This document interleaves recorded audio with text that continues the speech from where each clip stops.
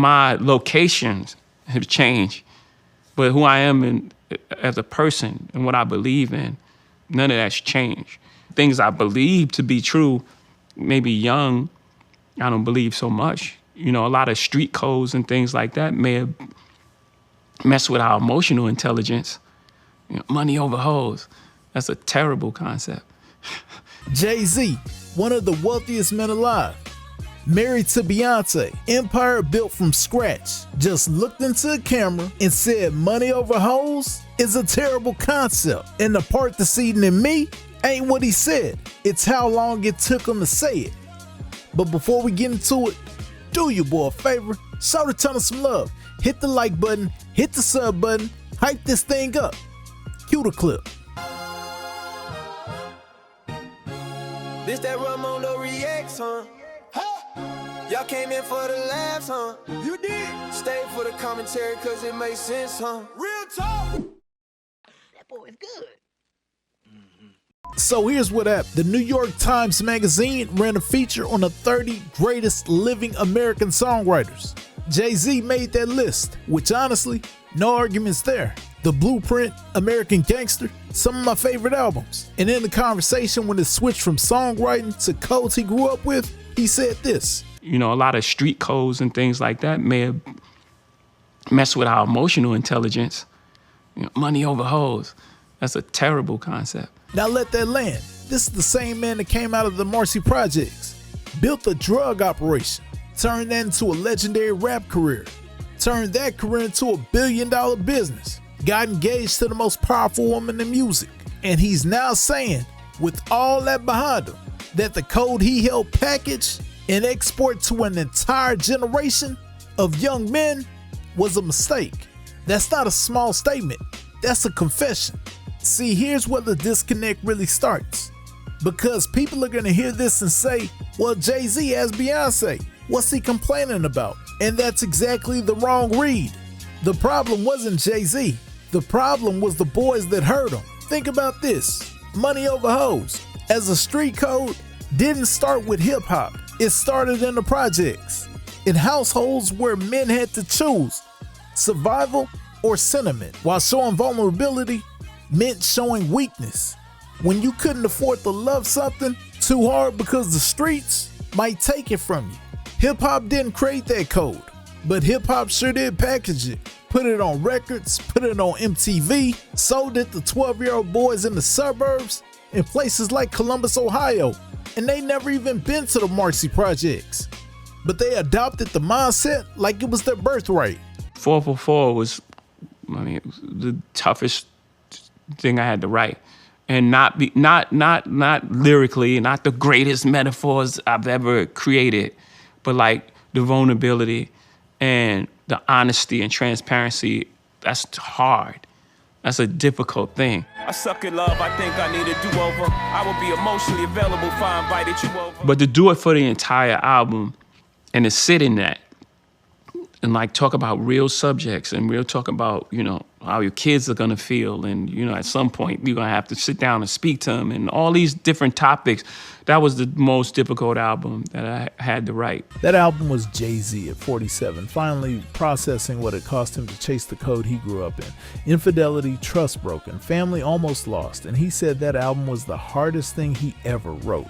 Not because of the lyrics, but because of the honesty, meaning the man spent 30 years building an empire on a foundation that almost cost him the thing he actually wanted. I mean, real talk. Now multiply that times a generation. Here's where I take issue with men are maturing. Some men are maturing. Jay-Z at 56, he's matured. Good for him. But the pipeline that his music helped build, that thing is running at full speed right now. And it's not slowing down for a New York Times Magazine interview.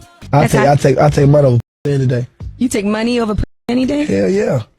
Oh, I don't know about that. You think I take over money? Maybe some days. No way. No day. Now, when you grow up within the culture, that's generally the mindset. And I'm not saying don't get money, but there's a balance to everything. Life experience will teach you that. But the question is, are you really looking for something real? Because what are you going to build it off of? Love or transactions?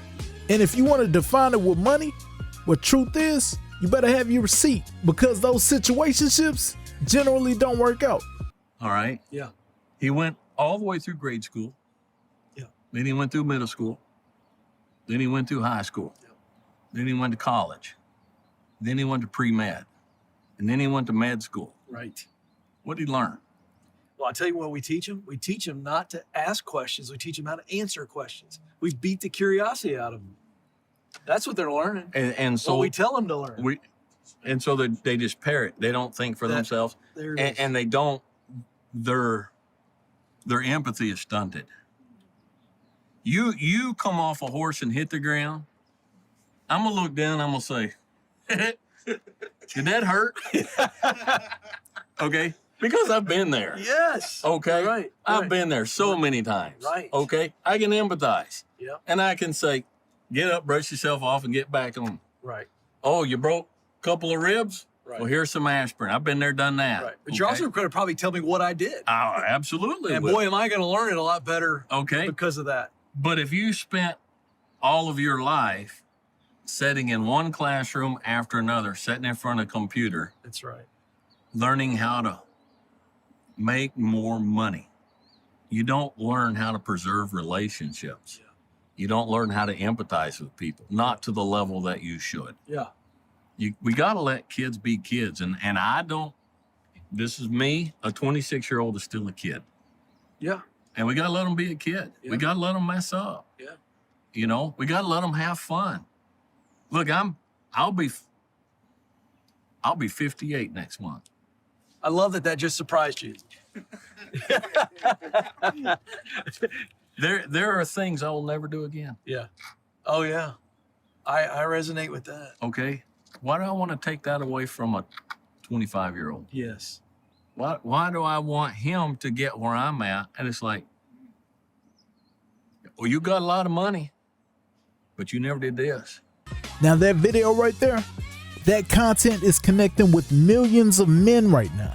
It names exactly what we're talking about. The culture is telling young men that emotional investment makes you a mark. And the code Jay-Z just called terrible is the grandparent of the entire movement. We all know how hard it is, and it's not about if you good or you bad.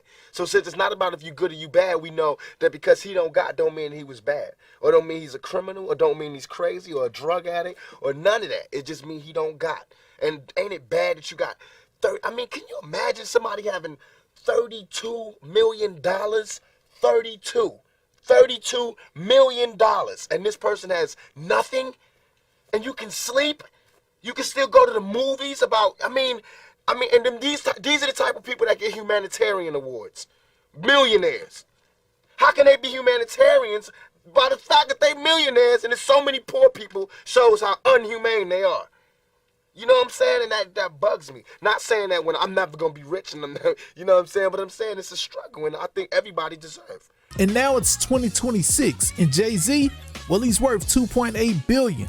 And he's in the New York Times saying the street code his generation lived by was an emotional trap. 34 years between those two moments. And the boys in between, they got the code, not the correction.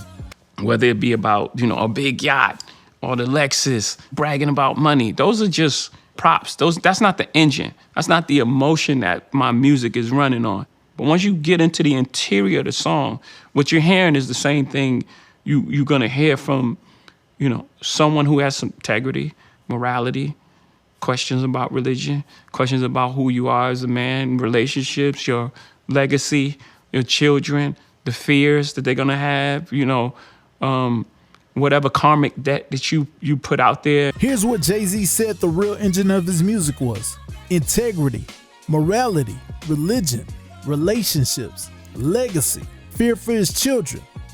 Not money, not status. Connection.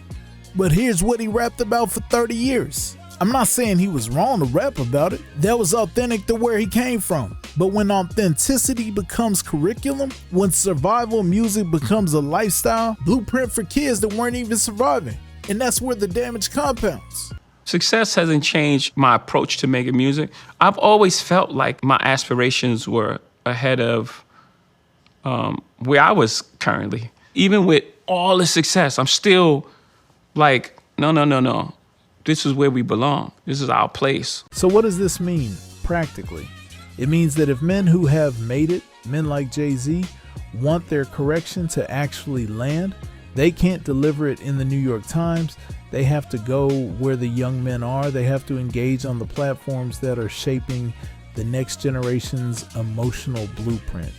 What do you think? Is it too late for this generation of young men to undo the emotional damage that street code culture helped create? Or is Jay-Z's admission the first step in something bigger? Let me know in the comments.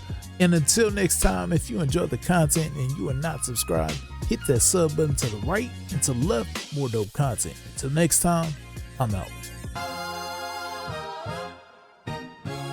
This that Raymundo reacts, huh? Y'all came in for the laughs, huh? You did. Stay for the commentary cause it makes sense, huh? Real talk. That boy is good.